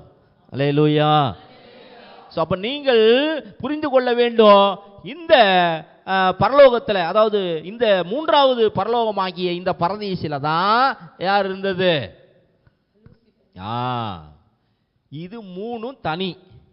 இதுக்கு கீழே 3 இருக்கிறது. அதுதான் இப்ப நம்ம பார்க்கிற இந்த வானம் இருக்கு பாத்தீங்களா? பார்க்கக்கூடிய வானம். ஆமா, இது ஆமா, இந்த பறவைகளின் வானம் அப்படின்னு சொல்லுவாங்க. இதான் முதல் வானம். 2வது என்னது? நட்சத்திரங்களின் வானம். அடுத்தது தூதர்களின் வானம் அப்படின்னு சொல்லி நம்ம அது தியாலஜிகளை படிப்போம். பட் ஆனால் அதுக்கு இதுக்கு சம்பந்தமே கிடையாது. இது 3ம் வேற. சரிங்களா? இது முதல் பரதீசி தான். என்னதப்போ 3வது பரலோகம். இப்ப நான் மரித்த பிறகு எங்க போவேன்? பரதீசிக்கு போவேன். ஆனா உயிரோடு இருக்கும் பொழுதும் நீங்கள் விரும்பினால் போகலாம். பவுல் போயிட்டு வந்தாரா? போயிட்டு வந்து தானே சொல்றாரு. எங்க போயிட்டு வந்தேன்? நான் போய் தேவனை பார்த்துட்டு வந்தேன்லாம் அவர் சொல்லலை. கரெக்டாக சொல்றாரு பார். எங்க போனேன் நான்? எது வரைக்கும் தான் என்னால் போக முடிந்தது, அதுக்கு மேலே என்னால் போக முடியவில்லை, அப்போ நான் திரும்பி வந்து விட்டேன் அப்படின்னு சொல்றாரு. ஸோ அப்போ நீங்கள் கவனிக்கணும், இது 3வது. அப்போ 2வது இடம் எது அப்படி தெரிஞ்சுக்கணுமா இல்லையா? டைம் இல்லைண்ணா. இப்போ முதல் இடத்தை தெரிஞ்சுக்கணும். அதுக்கு முன்னாடி முதல் இடத்துக்கு போகணும்னு ஆசைப்படுறீங்களா, இல்லை 2வது இடத்துக்கு போனால் போதும்னு நினைக்கிறீங்களா? எங்கே போகணும்? இயேசு ஒரு வார்த்தை சொல்லிட்டு போனார். என்ன சொல்லிட்டு போனார்? நான் போய் அதை ஃபுல்லாக வாசிக்க மாட்டீங்களே. என் பிதாவின் வீட்டிலே அநேக வாசஸ்தலங்கள் இருக்கிறது. என் பிதாவின் வீட்டிலே அநேக வாசஸ்தலங்கள்லாம் என்னது? Rooms. There are many rooms. என் பிதாவின் வீட்டில் நிறைய ரூம் இருக்கிறது. ஒரு வீடு தான் நிறைய ரூம் இருக்கிறது. அப்படின்னா என்ன அர்த்தம்? இப்போ ஒரு வீடு இருக்கு. இப்போ உங்க வீட்டில் என்னென்ன ரூம் இருக்குது சொல்லுங்க, சீக்கிரம் சொல்லுங்க. ஒரு ஹாலு, அப்புறம் பெட்ரூமு, அப்புறம் கிச்சன் இருக்குது, அப்புறம் பாத்ரூமு, அப்புறம் முக்கியமானது அதுதான். அப்புறம் ரெஸ்ட் ரூமு, அப்புறம் இருக்குதா? சரி, ஓகே. பூஜை ரூமு அது தனி, பிரேயர் ரூமு தனியா இருக்குதா? சரி, இத்தனை ரூம் இருக்குது. ஆனா எத்தனை வீடு சொல்லுவீங்க? அவ்வளவுதான். பரலோகம்னா ஒண்ணுதான், ஆனா உள்ள நிறைய ரூம் இருக்கு. நான் சொல்ல போறீங்க, இது என் வீடு தாங்கன்னு சொல்லுவீங்க, அப்படிதானே? இதுவும் என்னுடைய வீடு தாங்க, எனக்கு இத்தனை ரூம் இருக்குதுங்க அப்படி சொல்லுவீங்களா? அப்படி சொல்ல மாட்டோம். வீடு இருக்குது அப்படிதானே சொல்றோம். அது மாதிரி தான் பரலோகத்தில் பல ரூம் இருக்கிறது. அதுல ஒரு ரூம் தான் பாரடைஸ். புரியுதா? அதுல ஒரு ரூம் தான் பரதேசி. அல்லேலூயா. இன்னொரு ரூம் என்னது? முக்கியமான ரூம். போன உடனே நீங்க அந்த ரூமை தான் தேடுவீங்க. ஆமா, சாப்பாடு ரூம். சாப்பாடு எங்கேருந்து வரணும்? நேரம் எங்க போவீங்க? நேரம் இப்போ சர்ச்சை முடிஞ்சவங்க நேரம் எங்க தான்? நேரம் கிச்சனுக்கு தான் போவீங்க. கிச்சன்ல என்ன இருக்குது? எல்லாம் அங்கே தான் போய் என்ன பண்ணணும்? சமைக்கணும் இல்லையா? அடுப்பு அங்கே தான் இருக்குது, எரிஞ்சிக்கிட்டு இருக்கு. அடுப்பு எரிஞ்சாதான் நமக்கு என்னது? சந்தோஷம். அப்படி தானே? அப்போ ஆண்டவருடைய பிதாவினுடைய வீட்டில் ஒரு ரூம் என்னது? ஹால் இருக்குது, அப்புறம் கிச்சன் இருக்குது, அப்புறம் ஆமாம் ஒரு பக்கம் எரியுது, அது என்னது? அதுவும் ஒரு ரூம் தான். நான் சொல்றது புரியுதா உங்களுக்கு? இன்னொரு ரூம் இருக்கு, பெட்ரூம். அந்த ரூம் பார்த்தீங்கன்னா எல்லாரும் அங்கே போக முடியாது. இப்போ நான் வந்தேன்னா ஆள் வரைக்கும் வரலாம், அவ்வளோதான். இப்போ எல்லாரும் வராங்கன்னா உங்கள் சொந்தக்காரனா வராங்க, நம்ம ஊரில் நேராக போயிடுவோம். வீட்டோடு நம்ம ஊர் பழக்கம் எப்படின்னா நேராக போய் பெட்ரூமில் படுத்துக்குவோம். நம்ம இன்னொருத்தவங்க வீடு இன்னும் கூட நினைக்க மாட்டோம். நேராக உள்ளே போயிட்டு பெட்டு தலைகாணி போட்டு வச்சிருவோம், போய் படுத்துக்குவோம். அந்த மாதிரி படுக்கக்கூடாது. அவங்களே கூப்பிட்டாலும் நீங்கள் போகக்கூடாது இல்லையா? எது வரைக்கும் தான் போகணும்? ஆள் வரைக்கும் போகணும். முதல்ல நிற்கணும், வாசப்படியில் தட்டணும், கூப்பிட்டாதான் உள்ளே வரணும் இல்லையா? இப்போ நீங்கள் அப்படின்னா யூதர்களுடைய பாரம்பரியம் என்ன தெரியுமா? எல்லாரும் ஹால் வரைக்கும் வருவாங்க, யாரும் யாருடைய பெட்ரூமுக்கு போக மாட்டாங்க. அது ஹால், அது யூதருடைய வழக்கம். நான் சொல்கிறது புரியுதா? ஏன்னா அது அவர்களுக்கு என்று இருக்கக்கூடிய பர்சனல் ரூம். நான் சொல்கிறது புரியுதா? ஈவன் யூதர்கள் கல்யாணம் பண்ணனாலும் புள்ள போய் இன்னொரு வீட்டை கட்டினாதான் அந்த பிள்ளைக்கு கல்யாணமே பண்ணுவாங்க. இப்போ ஏன் பிதா இயேசுவுக்கு மணவாட்டியை ஆயத்தப்படுத்தி வச்சுட்டு வெயிட் பண்ணிட்டு இருக்கிறாரு, இன்னும் நமக்கு கல்யாணம் பண்ணலை? ஏன்? அவர் போய் இடத்தை ஆயத்தப்படுத்த வேண்டும், அதன் பிறகுதான் அங்கே கல்யாணம். அல்லேலூயா. இப்போ இவரு போய் எதை ஆயத்தப்படுத்திட்டு இருக்கிறாரு சொல்லுங்களேன்? எத்தனை வருஷமா? ஒரு வீடு கட்ட 2000 வருஷமா? வானத்தையும் பூமியையும் பரலோகத்தை எப்படி உண்டாக்குனார்? ஒரு ரூம் கட்ட எவ்வளவு நேரம் ஆகும் அப்படின்னு கேட்பாங்க. நீங்க சொல்லணும், அந்த ரூம் எப்படின்னா ஒரே வார்த்தையில் உண்டாக்குனார், அந்த மாதிரி ரூம் இல்லை. நான் சொல்றது புரியுதா உங்களுக்கு? அந்த ரூம்ல யார் இருக்க போறது சொல்லுங்க? யாருக்காக சொன்னார் அந்த ரூமு? அநேக ரூம் இருக்கு. ஆனா நான் போய் உங்களுக்காக, நான் எங்கே இருக்கிறேனோ நீங்களும் அங்கே இருக்கும்படி, நமக்காக பர்சனல் ரூம் நான் என்ன பண்ண போறேன்? போய் ரெடி பண்ணிட்டு வர போகிறாங்க. யார் யார் இருக்க போறாங்க? இயேசுவும் சபையும். சத்த வாயே வரலன்னா யார் யார் இருக்க போறது? இப்ப இயேசு மூளைக்கல். பைபிள் என்ன சொல்லுகிறது? இயேசு யாரு? மூளைக்கல். நீங்க எல்லாம் யாரு? அஸ்திபாரம். யாரு? அப்போஸ்தலர், தீர்க்கதரிசிகள். நீங்க எல்லாம் யாரு? ஜீவனுள்ள கற்கள். அப்ப இயேசுவின் மேல் நீங்களும் என்ன செய்யப்படுகிறீர்கள்? கட்டப்பட்டு வருகிறீர்கள். எபேசியர் 2 கடைசி 4 வசனம் வீட்டில் போய் வாசிங்க. இயேசு கிறிஸ்து மூளைக்கல்லாக இருக்கிறார், நீங்கள் அவருக்கு மேல் மாளிகையாக நீங்கள் கட்டி எழுப்பப்பட்டு வருகிறீர்கள். அப்ப நீங்கள் ஒவ்வொருவரும் என்ன கல்லு? ஜீவனுள்ள கற்களாக. இப்ப நீங்க கட்டணும்னா உங்களை நீங்க ஒப்பு கொடுத்தாதான் அவர் என்ன செய்ய முடியும்? கட்ட முடியும். அப்படிதானே? இப்போ ஒரு கல் இருக்குன்னா நம்ம அப்படியே கொண்டு வந்து செங்கல் எடுத்துட்டு வந்து அப்படியே டக்கு டக்குன்னு நம்ம வீட்டை கட்டி முடிச்சிடறோம் இல்லையா? அப்பெல்லாம் அப்படி கட்ட முடியாது. அப்போ கல்லுலாம் எங்கேருந்து எடுப்பாங்க? மலைகள்ல இருந்து தான் எடுப்பாங்க இல்லையா? அப்போ ஒவ்வொரு கல்லும் எப்படி இருக்கும்? ஒவ்வொரு விதமாக இருக்கும். அப்படியே கொண்டு வந்து வீடு கட்ட முடியுமா? கட்ட முடியாது. அப்போ இந்த கல் என்ன செய்யணும்? போயிட்டு அதை என்ன பண்ணணும்? சமப்படுத்தி அதை செதுக்கி தேவையில்லாத பகுதிகளெலாம் வெட்டி எடுத்து தான் அதன் பிறகு என்ன பண்ண முடியும்? வீடு கட்ட முடியலையா? அது மாதிரி தான் நம்ம ஒவ்வொரு கற்கள், நம்ம ஒவ்வொருக்கும் ஒரு கேரக்டர். நம்மளை அப்படியே கட்டுற முடியல, அதான் லேட் ஆகுது. நான் சொல்றது புரியுதா உங்களுக்கு? உங்களை ஷேப் பண்ணணும் இல்லையா? பயங்கரமாக கூறாக இருக்கும் கல், கிட்ட கையில் நீங்கள் எடுத்தாலே கை கிழிச்சிடும். அப்படி தானே? அதே போல தான் நம்ம ஒவ்வொருத்தரும் நமக்குள்ள ஒரு கோவப்படுறவங்க, அப்புறம் ரொம்ப டென்ஷன் ஆகிறவங்க, ஏதாவது ஒன்று சொன்னால் ஆமாம் பயங்கரமாக அவங்களுக்கு ஏறிடும், சொல்லுன்னு ஏறும். சில பேர் என்ன சொன்னாலும் அவன் சொல்லிட்டு போகிறான் அப்படின்னு சொல்லிட்டு இருப்பாங்க. கணத்தில் போட்ட கல் மாதிரியே இருப்பாங்க. சில பேருக்கு பயங்கர கோவம் வரும், சில பேர் சுத்தமாக கோவமே வராது. அப்படி இருக்கக்கூடாது இல்லையா? இப்படியெல்லாம் இவங்களெல்லாம் என்ன செய்யணும்? இப்போ உருவாக்கி. இப்போ ஏன் ஒரு ரூம் கட்ட எவ்வளோ நேரம் ஆகுது? அந்த கட்டுற அந்த கல் ஒவ்வொன்றும் நீங்கள் தான். நீங்கள் உங்களை முழுமையாக ஒப்பு கொடுத்தாதான் அவர் என்ன பண்ண முடியும்? கட்ட முடியும். கடைசி கல் இந்த சபையிலேருந்து ஒரு கல் தேவைப்படுதுன்னு வச்சிங்களேன். இந்த கல் வச்சிட்டோம்னா அவ்வளோதாங்க, கட்டட வேலை முடியுது அப்படின்னு தேடுவோம். கடைசியாக ஒரு துண்டு கல் தேவைப்படும். பார்த்துருக்கீங்களா இல்லையா? அதை அந்த கல் பாதியாக என்ன பண்ணுவாங்க? ஒரு முழு கல்லை என்ன செய்யணும்? ஐயோ என்னை உடைக்கிறாங்களே அப்படின்னு அந்த கல் அழுவுமா? அழுவாது. பரவாயில்ல, சந்தோஷம். ஏன்? பாதி தான் தேவைப்படுது, முழு கல் தேவைப்படலை. அந்த அந்த கரெக்டாக அந்த கேப் இவ்வளோதான் இருக்கும். அந்த கேப் அடைக்க முழு கல் வைக்க முடியாது. அதனால் அந்த கல் என்ன பண்ணுவார் மேஸ்திரி? உடைச்சி ஒரு துண்டு மட்டும் எடுத்து உள்ளே சொருவார்.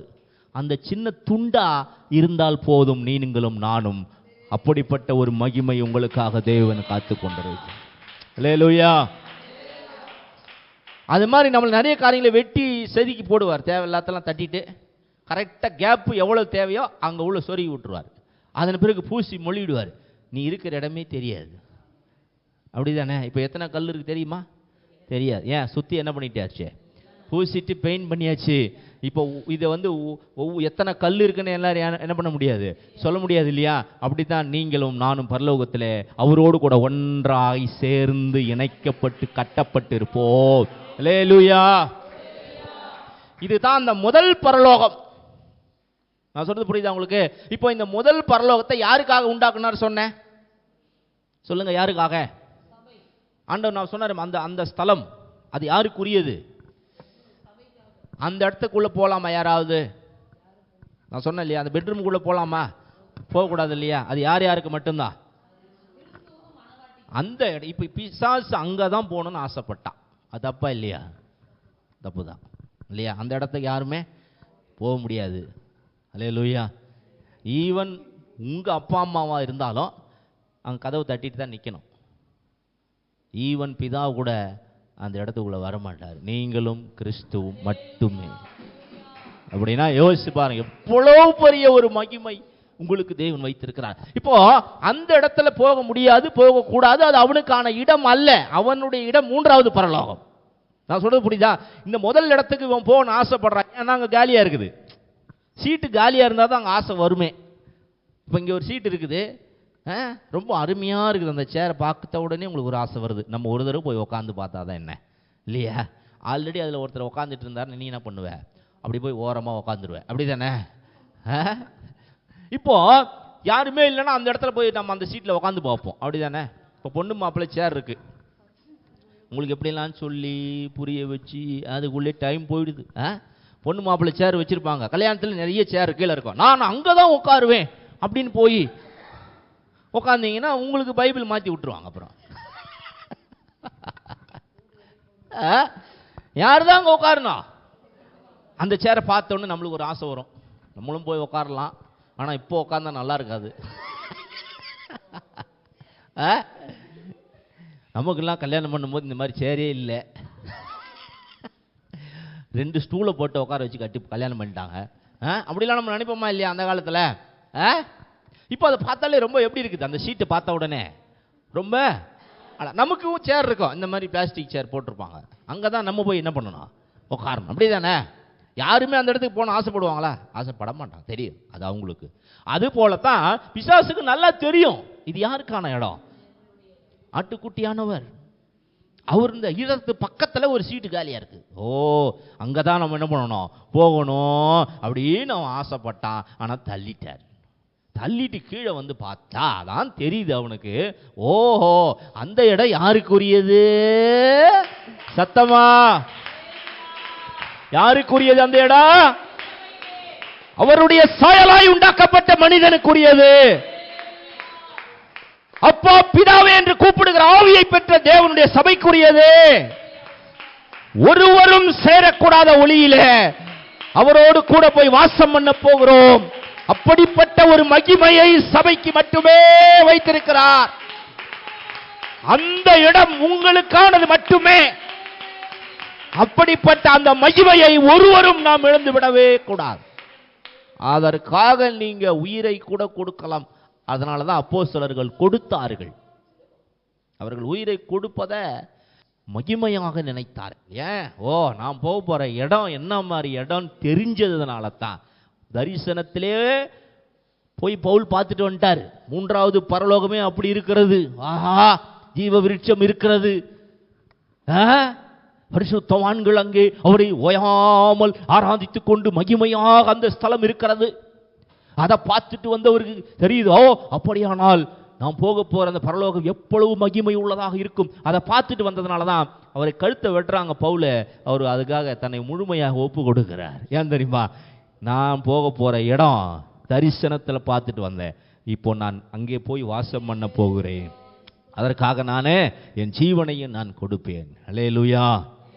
கிறிஸ்து எனக்கு ஜீவன், சாவு எனக்கு லாபம். என்னது ஆதாயம்? என்னது எனக்கு லாபம் அப்படின்னு சொல்றார். இப்ப நான் எதுக்கு இதை சொல்ல வரேன் அப்படின்னு சொன்னா, இந்த பரலோகத்தில் யார் இருக்கிறார்கள் என்பதை மட்டும் நீங்கள் தெரிந்து கொள்ளுங்கள். வாசிங்கள் எபிரேயர் 12ஆம் அதிகாரம், எபிரேயர் 12ஆம் அதிகாரம் 22வது வசனத்தை வாசிச்சு பாருங்க. எபிரேயர் 12:22 வாசிங்க சீக்கிரமா. நீங்களோ சீயோன் மலையினிடத்திற்கும் ஜீவனுள்ள தேவனுடைய நகரமாகிய பரம எருசலேமிடத்திற்கும் 1000-10,000 தேவதூதர்களிடத்திற்கும் பரலோகத்தில் பேர் எழுதியிருக்கிற முதற் பேரானவர்களின் சர்வ சங்கமாகிய சபையினிடத்திற்கும் யாவருக்கும் நியாயாதிபதியாயிருக்கிற தேவனிடத்திற்கும் பூரணமாக்கப்பட்ட நீதிமான்களுடைய பரதேசி நீதிமான்களுடைய ஆவிகளிடத்திற்கும் புது உடன்படிக்கையின் மத்தியஸ்தராயிருக்கிற இயேசுவினிடத்திற்கும் ஆபேலுடைய இரத்தம் பேசினதை பார்க்கிலும் நன்மையானவைகளை பேசுகிற இரத்தமாகிய தெளிக்கப்படும் இரத்தத்தினிடத்திற்கும் வந்து சேர்ந்தீர்கள். அப்படின்னா என்ன அர்த்தம்? நீங்க வந்து சேர்ந்துட்டீங்கன்னு அர்த்தம். அல்லேலூயா, அல்லேலூயா, அல்லேலூயா. நீங்க என்ன வந்து சேர்ந்திருக்கிறீங்க? நீங்க வந்து சேர்ந்திருக்கிற இந்த இடம்தான் பரலோகம். நீங்க சொல்லுங்க, அப்ப நான் பரலோகத்துக்கு நான் போவே இல்லையே, நீங்க வந்து சேர்ந்துட்டீங்கன்னு சொல்றீங்களே. நான் சொல்றது புரியுதா உங்களுக்கு? நீங்க என்ன சொல்லுவீங்க? நாங்க இன்னும் பரலோகத்தை பார்க்கவே இல்லை, நாங்க பரலோகத்தை போகவே இல்லை, நீங்க என்னடா பரலோகத்துக்கு வந்து சேர்ந்துட்டீங்கன்னு சொல்றீங்களே, அப்படிதானே நினைக்கிறீங்க? இப்ப நல்லா கவனிங்க. நம்ம பரலோகத்துக்கு வந்து சேர்ந்துட்டோம் அப்படின்னா ஆல்ரெடி நீங்க போகிறதுக்கு எல்லா காரியத்தையும் இயேசு செய்து முடித்து விட்டார். நான் சொல்றது புரியுதா உங்களுக்கு? எப்பொழுது இயேசு மரித்தாரோ, தேவாலயத்தின் திரைச்சீலை கிழிக்கப்பட்டதோ, அப்பொழுதே யார் வேண்டுமானாலும் கிருபாசன தண்டையிலே போவதற்கு நமக்கு தைரியம் உண்டாயிருக்கிறது, இயேசு கிறிஸ்துவின் இரத்தத்தினாலே. இப்போ நம்ம போகணும், அவ்வளவுதான், ஒரே வேலை. ஆனால் தேவன் உங்களுக்காக இங்கே நியமித்திருக்கிற ஒரு சின்ன வேலை இருக்கிறது, அதை செய்து முடித்து விட்டு நீங்கள் போய்விடலாம். அவ்வளவுதான். நம்ம அதே இந்த பூமிக்கு நம்மை தேவன் அங்க அனுப்பி இருக்கிற நோக்கமே ஒரு சின்ன வேலை. அந்த வேலையில 99.9% இயேசு செய்து விட்டார். ஒரே 1% மட்டும்தான் நாம் செய்ய வேண்டும். அதற்காக இங்கே வைத்திருக்கிறார். அதை செய்து முடித்து விட்டால் நீங்கள் போய்விடலாம். அல்லேலூயா. பரலோகத்துக்கு போனோம்னா ரட்சிக்கப்படணும். இயேசு கிறிஸ்துவினாலே, அவர் மேல் உள்ள விசுவாசத்தினாலே இலவசமாக நாம் ரட்சிப்பை பெற்றுக்கொண்டோம். அப்படிதானே? ஞானஸ்நானம் எடுக்கணும், எடுத்துக்கொண்டோம். பரிசுத்த ஆவியின் பெற்றுக்கொள்ள வேண்டும். நான் சொல்றது புரியுதா உங்களுக்கு? சபையோட ஐக்கியமாக இருக்க வேண்டும், உபதேசங்களுக்கு கீழ்ப்படிய வேண்டும். இதெல்லாம் பற்றி நம்ம செஞ்சுட்டு இருக்கிறோம். பட் இப்போ நம்ம போகணும், அது ஒன்று தான். ஆனால் ஒரு சின்ன ஒரு வேலை இருக்கிறது. இயேசு எப்படி அந்த வேலையை செய்துவிட்டு போனாரோ அதே போல தான் அந்த வேலையை நாம் செய்யறதுக்கு தான் இங்கே ஆண்டவர் நம்மளை வச்சிருக்கிறார். அதை செய்து விட்டு நீங்கள் என்ன பண்ணலாம்? போகலாம். அல்லேலூயா. அதனால தான் ஆண்டவர் சொன்னார், நீங்கள் பரலோகத்துக்கு போகிறத பெருசாக நீங்கள் நினைக்க வேண்டாம். நான் அதை எப்போ உங்களுக்காக என்ன பண்ணிட்டேன்? ஆயத்தமாக்கி விட்டேன். பரலோகத்தை முதல்ல உண்டாக்குனார். முதல் வசனமே அதானே? அது அவருக்காக இல்லை. நான் சொல்றது புரியுதா உங்களுக்கு? இப்போ நீங்கள் எல்லாம் ஒன்றா இருக்கிறீங்க, ஒரு வீடு கட்டணும் அப்படின்னு உங்களுக்கு எப்போ ஆசை வருது? நீங்கள் எல்லாரும் அம்மா அப்பா பிள்ளைகள், 1-2 பிள்ளைகள் எல்லாம் ஒன்றாவே இருக்கிறீங்க, ஒரே குடும்பமாக தானே இருக்கிறீங்க. இப்போ ஒரு வீடு கட்டணும் அப்படின்னு எப்போ உங்களுக்கு ஆசை வரும்? கல்யாணம் பண்ண போகிறோம். பையனுக்கு கல்யாணம் பண்ணணும், நம்ம எல்லாம் ஒன்றா இருக்கிறோம். ஆனால் கல்யாணம் பண்ணால் இப்படி என்ன பண்ண முடியாது, ஒன்றா இருக்க முடியாது, வீடு பத்தாது. அப்போ என்ன பண்ணணும், ரெண்டாவது கல்யாணம் பண்ண பிறகு அவங்கள கொண்டு போய் என்ன பண்ணணும், தனியாக இருக்கணும். அதனால் அவங்களுக்கு தனியாக என்ன செய்யணும், ஒரு வீடை கட்டணும். கட்டிட்டு தான் என்ன பண்ணுறோம், கல்யாணம் பண்ணுறோம். இதுதான் வழக்கம். நம்ம ஊர் வழக்கமே அதுதான் இல்லையா, யூதர்களுடைய வழக்கமும் அதுதான். இப்போது நம்ம வாடகைக்கு எடுத்துகிட்டு போயிடுறோம், இப்போது அது வேறு விஷயம். பட் அப்போ அந்த மாதிரிலாம் கிடையாது. இப்போது பிதா தன்னுடைய குமாரன் அவருக்கு என்ன செய்யணும், ஒரு ஏற்ற அப்படின்னா முதல்ல அவருக்கு என்ன செய்யணும், அதாவது அவருக்கும் மணவாட்டி சபைக்கும் சேர்ந்து என்ன வேணும், அதுக்கு தான் பரலோகத்தை உண்டாக்குனார், அவருக்காக அல்ல. அல்லேலூயா. ஏன்னா பிதா குமாரன் பரிசுத்த ஆவியானவர் ஒன்றாக இருந்தார்கள். அவருக்கு ஒரு வீடு தேவையில்லை. குமாரன் போய் கல்யாணம் பண்ணி சபையோடு கூட சேர்ந்து வாழணும், ஒரு வீடு வேணும்ல, பரலோகத்தை உண்டாக்குனார். அல்லேலூயா. ஸோ அப்போ பரலோகம் அவருக்காக, பிள்ளைக்காக, அப்போ பிள்ளைக்கு கட்டினது இது. அல்லேலூயா. இப்போ கடைசியாக இப்போ நீங்கள் வாசிச்சிங்க இல்லையா, வெளிப்படுத்தல் 2ஆம் அதிகாரம் 7வது வசனம். ஆவியானவர் இப்போ சபைக்கு சொல்றாரு. என்ன சொல்றாரு, வாசிங்க சீக்கிரமா. ஆவியானவர் சபைக்கு சொல்லுகிறதை காதுள்ளவன் கேட்க கடவன். ஜெயங்கொள்ளுகிறவன் எவனோ அவனுக்கு தேவனுடைய பரதீசின் மத்தியில் இருக்கிற ஜீவ விருட்சத்தின் கனியை புசிக்க கொடுப்பேன் என்று எழுது. ஜீவ விருட்சத்தின் கனி எங்க இருக்கிறது, எங்க இருக்கிறது சொல்லுங்க சத்தமா. ஓகே, இப்போ நீங்க எங்க இருக்கிறீங்க? ஓகே, இப்போ நீங்க உங்களுக்கு ஆண்டவர் சபைக்கு பிராமிஸ் பண்றாரு. என்ன பிராமிஸ் பண்றாரு, எதை கொடுப்பேன்றாரு, ஜீவ விருட்சத்தின் கனியை. ஜீவ விருட்சத்தின் கனி அப்படின்னா என்ன அர்த்தம், அப்படின்னா என்ன அர்த்தம், ஜீவ கனி அப்படிதானே, ஃப்ரூட் ஆஃப் லைஃப். இப்போ இந்த ஜீவன் எப்போ வேணும் உங்களுக்கு, ஜீவ கனி எப்போ வேணும், பரலோகத்துக்கு போன பிறகா? பரலோகத்தில் என்ன இல்லை, என்ன இல்லை பரலோகத்தில், மரணம் இல்லை. மரணம் இல்லாத இடத்துல போய் நான் ஜீவக்கனியை புசிக்கணுமா, அங்க எல்லாம் கிடையாது. அங்க மரணமே இல்லை. மரணமே இல்லாத இடத்துல எனக்கு ஜீவக்கனி தேவையே இல்லை, அப்படிதானே? நான் சொல்றது புரியுதா உங்களுக்கு? அப்போ ஜீவக்கனியை நான் எப்போ புசிக்க வேண்டும், பூமியில் இருக்கும் பொழுது. ஏன்னா இங்கேதான் என்ன கிரியை செய்கிறது, மரணம் கிரியை செய்கிறது. மரணத்துக்கு அதிகாரி பிசாசு இங்கேதான் கிரியை செய்து கொண்டிருக்கிறான். நான் சொல்றது புரியுதா உங்களுக்கு? அப்ப மரணம் போராடுகிற, பிசாசு போராடுகிற இந்த இடத்துல தான் எனக்கு என்ன தேவை, இந்த ஜீவ விருட்சத்தின் கனி எனக்கு தேவை அப்படின்றது நீங்க புரிந்து கொள்ள வேண்டும். சரிங்களா? இப்போ ஒரு கனி நீங்க எடுத்துக்கிட்டீங்க அப்படின்னு சொன்னா, கனியில என்ன இருக்குது சொல்லுங்க பார்ப்போம். ஒரு பழத்துல என்ன இருக்கு, சதை இருக்கிறது, அப்புறம் விதை இருக்குது. விதையை சாப்பிட மாட்டோம். ஒரு சில விதைகளை சாப்பிடுவோம், ஒரு சில விதைகளை ஆமாம், வாழைப்பழத்தில் விதை இருக்கும், அதை சேர்த்து சாப்பிட்ருவோம். ஆனால் மாம்பழத்தில் அந்த விதை பெருசு இல்லைன்னா சாப்பிட்ருவோம், அதை என்ன பண்ணிடுவோம், தூக்கி போட்டுருவோம். ஸோ நம்ம சாப்பிட்றது எது, அந்த சதை சாறு, அவ்வளோதானே. எங்க இருக்குது இந்த ஜீவ விருட்சம், என்ன விருட்சம் அது, மரம். இங்க மரம் ஜீவ விருட்சம், கவனிங்க, இது மரம். இந்த ஒரு மரத்தில் இருக்கிற பழத்தை புசித்தான் மரித்து விட்டான். இன்னொரு மரத்தில் இருக்கிற பழத்தை புசித்தால் அவன் ஜீவனை பெற்றுக் கொள்ளுவான். ஆனால் அப்போ அவன் புசிக்க முடியாது, தேவன் அவனை தள்ளிவிட்டார். ஓகேவா? இப்போ எதை அவன் இழந்தானோ அதைத்தான் இயேசு கொடுக்க வருகிறார் சபைக்கு. நம்ம என்ன நினைக்கிறோம், செத்த பிறகு பரதேசிக்கு போய் நம்ம அதை புசிப்போம், கிடையாது. பரதேசியில தான் எது இருக்கிறதா, ஜீவ விருட்சம் இருக்கிறது. நான் சொல்றது புரியுதா உங்களுக்கு?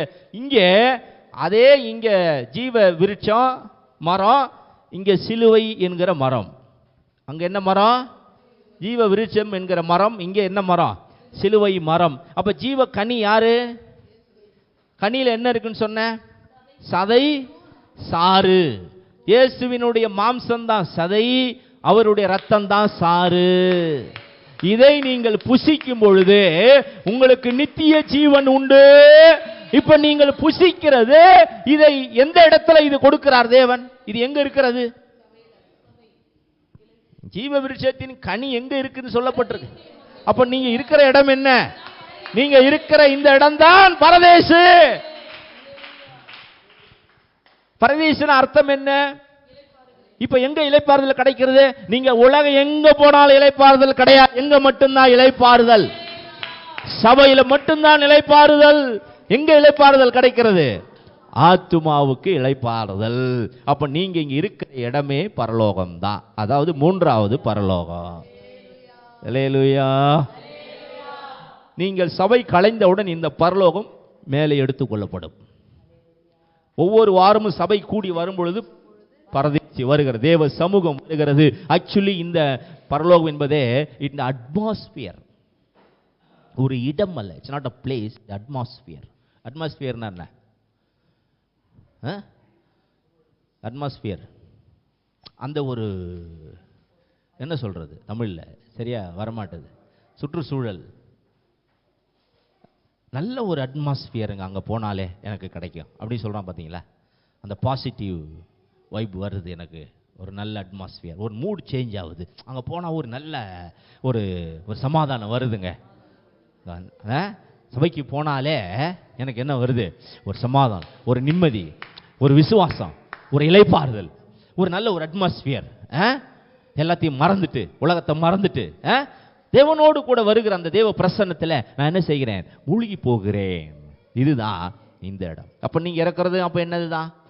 பரலோகம்தான். நீங்கள் போகிற இடங்க அதுவும் பரலோகம்தான். அல்லேலூயா. ஸோ அதனால் இப்போ நீங்கள் கவனிக்கணும், இப்படிப்பட்ட சபையை தான் தேவன் என்ன பண்ணியிருக்கிறார்? இப்பொழுது அழைத்திருக்கிறார். இப்போ நீங்கள் புசிக்க போகிறீங்க. என்ன கொடுக்க போகிறார் இப்போ ஆண்டவர் உங்களுக்கு? கனியை கொடுக்கிறார். அல்லேலூயா. அப்ப ஜீவ விருட்சம் யாரு? இயேசு சொன்னார், என்னை ஜீவ விருட்சத்தை புசித்தா என்ன கிடையாது? இயேசு என்ன சொன்னார்? என்னை விசுவாசிக்கிற ஒருவனும் கெட்டு போகாமல் நித்திய ஜீவனை பெற்றுக்கொள்வான். என்னை விசுவாசிக்கிறவன் மரித்தாலும் பிழைப்பான். அப்ப ஜீவ விருட்சம் யாரு? ஜீவ கனி யாரு? இயேசுவினுடைய மாம்சமும் எப்படி சதையும் சாறு ஒரு பழத்துல வருது பார்த்தீங்களா? அது போலதான் இயேசுவின் சதை. அதுதான் என்னது? அவருடைய மாம்சம். அவருடைய சாறு என்னது? இயேசுவின் ரத்தம். இன்னைக்கு நீங்க இதை புசிக்க போறீங்க அப்படின்னா யோசிச்சு பாருங்க. மரித்த பிறகு நீங்க போகிறது பரதீசு, அது வேற. உயிரோடு இருக்கும் பொழுதே பரதீசு உங்களை தேடி வருகிறது. அதுதான் பூமியிலே தேவன் வைத்திருக்கிற சபை.